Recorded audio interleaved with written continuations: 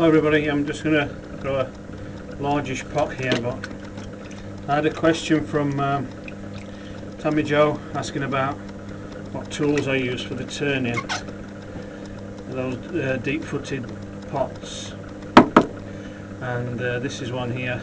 You can see it. It's got a long, flat, quite narrow end to it.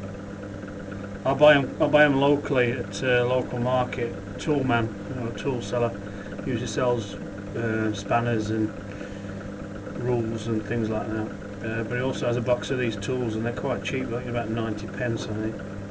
So I never sharpen them. Plus, they're a bit thin to sharpen anyway. Sharpen these type, I've got a grinder, and I just grind them maybe once a year.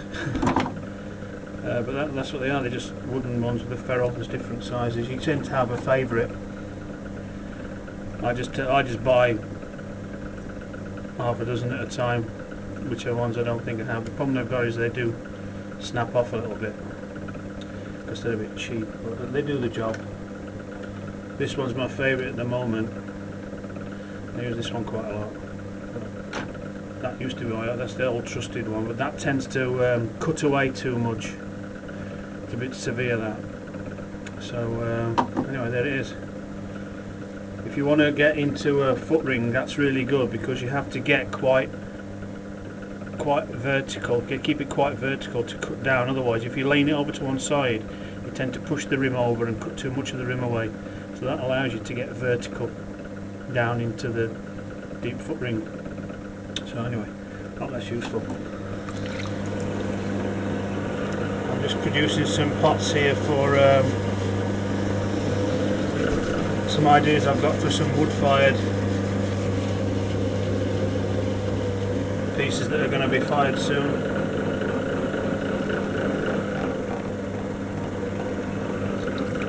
This clay's pretty cold. It's been out here in the shed a bit.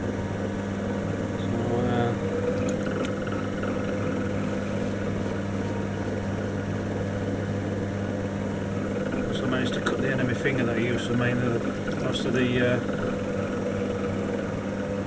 throwing, so anyway, enough excuses. Just flatten the bottom off. I tend not to use a pin for money, because we never find it when I need it. But I tend not to use a pin. There's a needle to check the bottom. On a pot that I've not thrown a little bit for a while. I seem to be able to visualise it that well, but that's nice.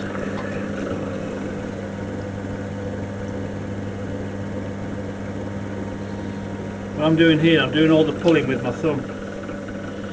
Thumb's underneath there, and I'm putting pressure on it. And just see if I can turn my hand around this way. You can see it pulling up and in. Everybody has their own way. Everybody's got to find their own technique, or what feels right.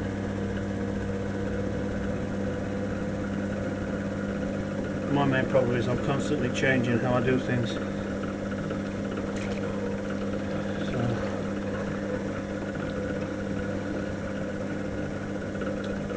This is going to be quite tall, well, as tall as I can get it. Narrow at the base, out and in, with quite a generous lip at the top, because I'm going to cut it and put some wooden pieces in it for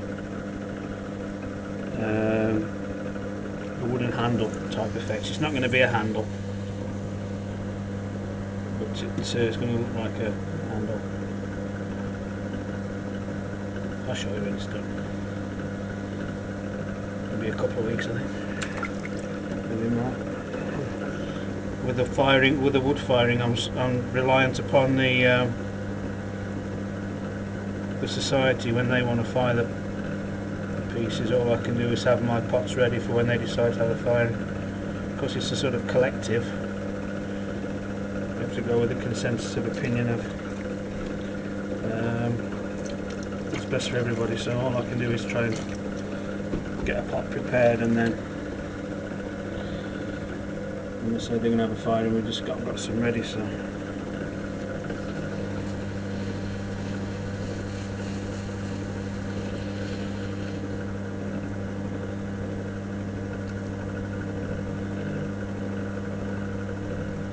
I've thrown this clay before, this big.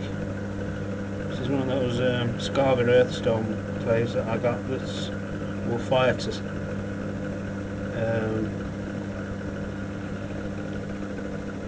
fire up to 1300, I suppose, on the wood fire kiln. It's only a fast fire.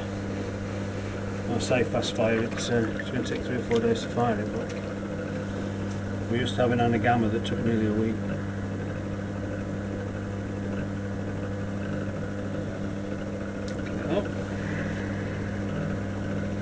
Got a fair bit of clay in the bottom of there, so I'm going to try and get that out.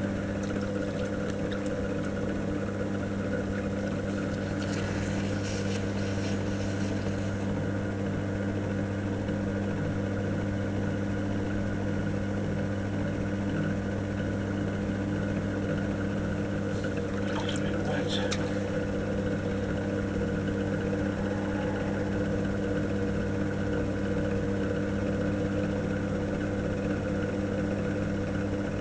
I don't want to go too thin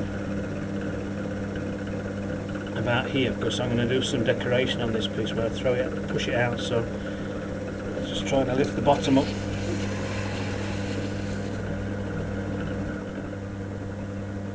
Wheel's going a bit too fast then, a bit carried away. Another one of my faults is I always tend to throw too quick. Take my time and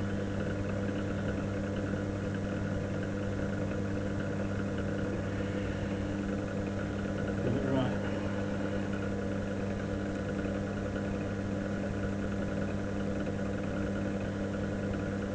I'll start there. Keep the neck about that big. Just check you're all still in the picture.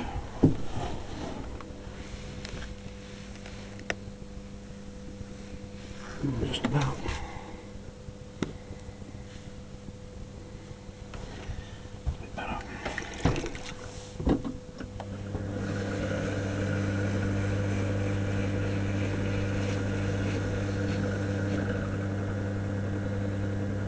Start to throw the shape of this now a little bit, try and get it roughly into the shape I want it.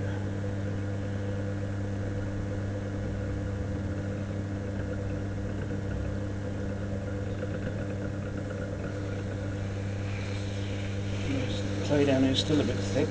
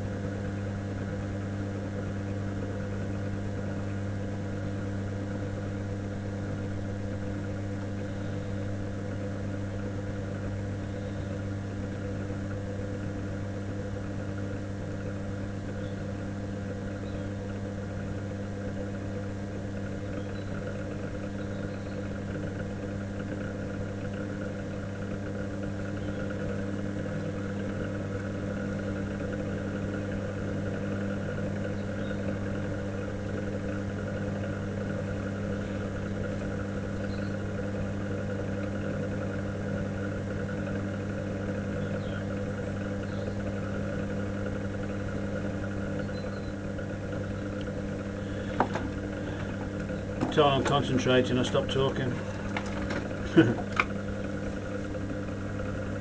Throw this with a rib, I think.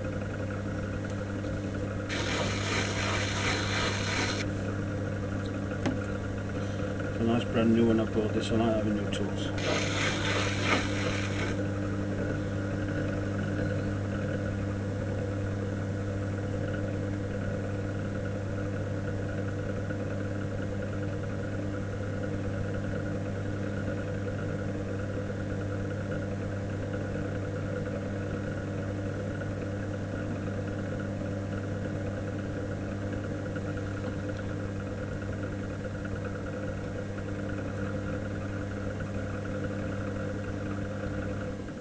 Let's get off the wheel and take a look at the form of this.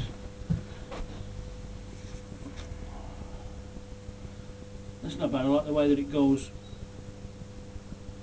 curves slightly in, concave at the bottom. That's nice. Nice belly. I think about here we need to come out a little bit more.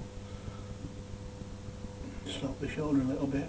Neck's about the size I want it, so far so good. It's always good to stand back a little bit when you're throwing something that's a sort of a one-off piece.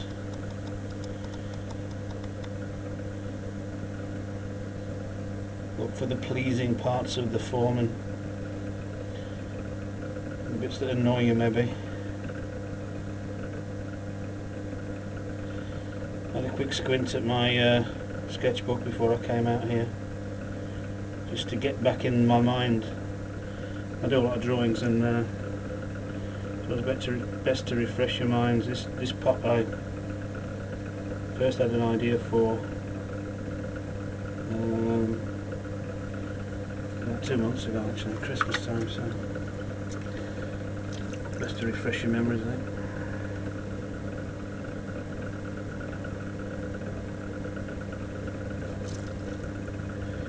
Get my hand in now.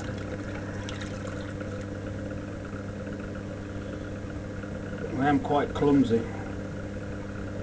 It's usually at this point here when I'm trying to get the water out that I bash a rim or something. So being extra careful so stupidity doesn't get caught on camera.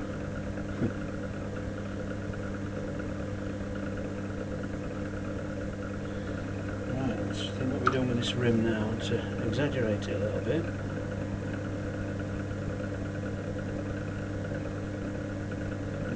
Thin enough.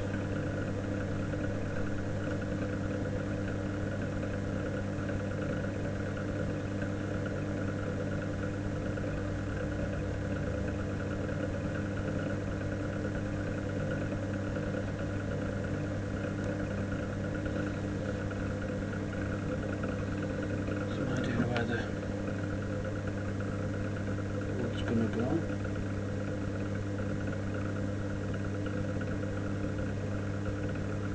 That's good.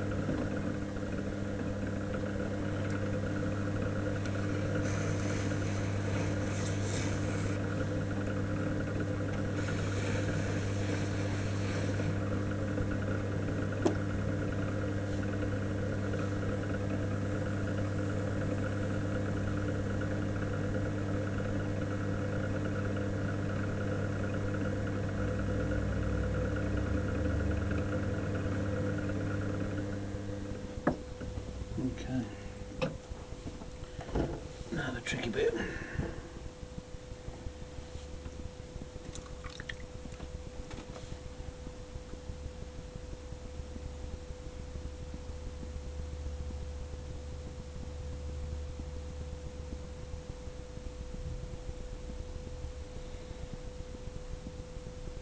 This has got the same decoration effect as those sort of chowan tea bowls that I did a few months ago, a few videos ago. I'm quite pleased with that, it's all quite well. Let's get this neck back to being round. Another kind of deforming effect you put on things, it always ends up throwing a rim out. Here we go. Lather this off.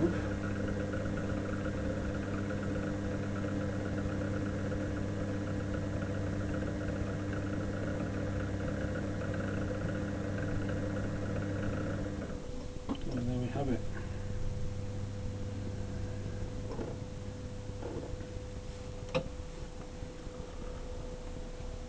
Going to be pierced with bamboo and copper.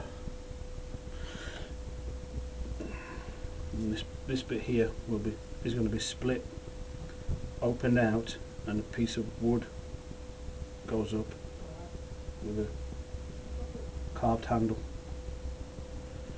Not really a handle, but it's going to have wooden pegs. Well, it's going to have porcelain pegs in it.